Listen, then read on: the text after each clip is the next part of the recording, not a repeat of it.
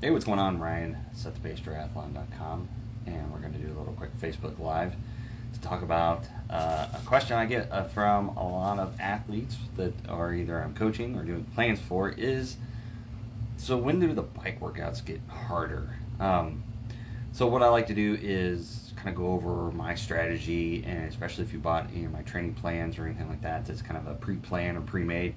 I tell people have patience for the bike workouts. They're coming, they'll get harder, but there's a few methodologies that I use when I'm building out my plans, when I'm bringing athletes on board and kind of getting them ready, prepping them for the actual race specific training and stuff. So at the beginning of the plans, the bike workouts are what I call vanilla. So that's to help you get used to me and my plans, and if it's structured workouts and rides, doing them on your trainer, and just getting the feel for it, getting on there, spinning the legs, and maybe getting you up to at least an hour at a time doing the rides. So up front, you're not going to get anything too over the top or killer. If you got one of the advanced plans or one of the advanced athletes, maybe that first week is kind of vanilla rides, and after that we start getting into it. But like I said, the first few weeks are going to be what I call vanilla. So don't be expecting, going out there and conquering Mount Everest or, your favorite Zwift mountain or whatever in the first week. I just don't. That's not how my plans roll.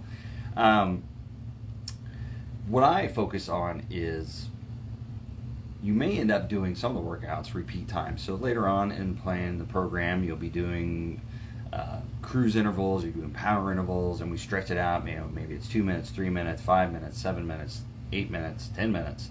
And then I like to cycle people, so I have build phases and I have recovery phases, and build phases, recovery phases. So you may end up doing some cruise intervals or power intervals multiple times in a plan, depending on how long that plan is.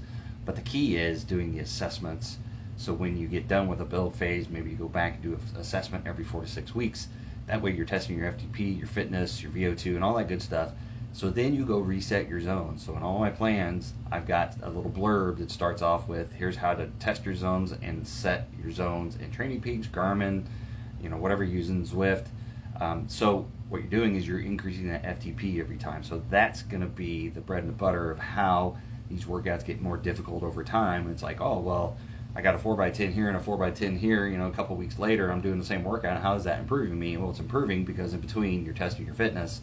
And if you have a higher FTP, that 4x10 is going to be a little bit more difficult if you're at 200 watts instead of 180 watts. Hopefully you're following me on that. So vanilla at first, start getting into it, increase that fitness and the FTP, test it, adjust that, and then you're cycling through and you're doing some of the workouts might be the same or similar, but you get other things that are different too to stimulate different muscle engagement and adaptations and stuff. But the key is going to be doing like fitness assessments and finding out what your zones are and changing those. And it's not, an exact 261 watts and now I'm at 272.5. We're not getting down that gnat's ass of it. But, we take a grain of reality. Maybe you had a bad fitness test, but you feel like you're getting stronger and the tests are, not showing that. And for whatever reason, maybe you're just a bad test taker, on test day. We don't always have our best grades and performance. So maybe, there's a bit of reality. You go and you up your FTP anyway, or you did a race and you found out you had a new FTP in your race. So that's what you use. So, but anyways, as you go along, it's not just the workouts that are going to get you better. It's checking in with your fitness and doing periodic assessments, changing that fitness level throughout the plan, whether it be off-season or race-specific, adjusting those zones so it's making the workouts more difficult. You're training your body to go harder for extended periods of time, and your body's getting more used to it. So then we have to up the resistance and up the stimulus to create more adaptations down the road. So we don't want to just be plateaued at 250 watts. We want to get to 250, 260, 275, whatever.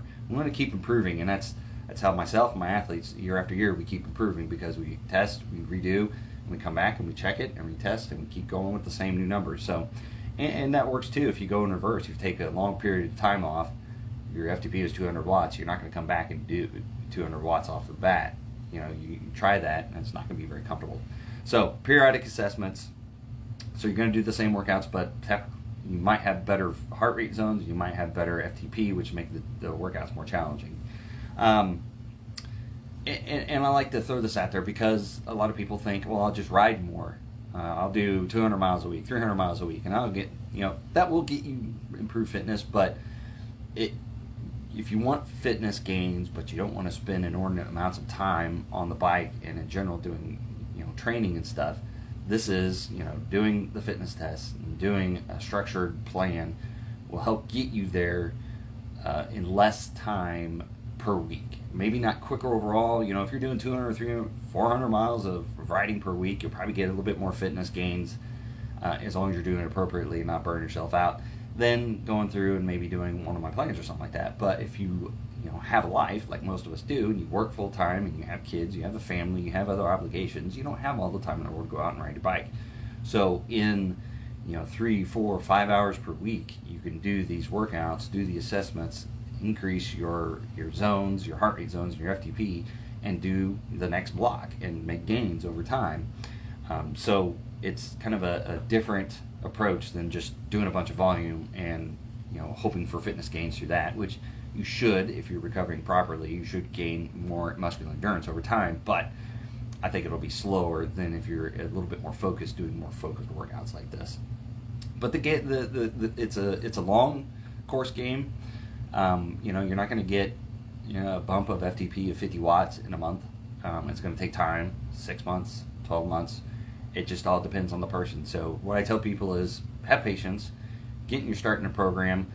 Yeah, the bike rides are going to probably be a little vanilla, and you may not feel like, I'm 3 weeks into it and I'm really not feeling challenged. Well, maybe that plan isn't really set to challenge you in the first 3 weeks, but then you do kind of recovery transition week, and then the next week it really starts challenging you. Just have patience and get through 2 or 3 building phase periods. If you're on a off-season plan, you're on a race-specific plan, usually I've got 2 or 3 build periods in the very beginning.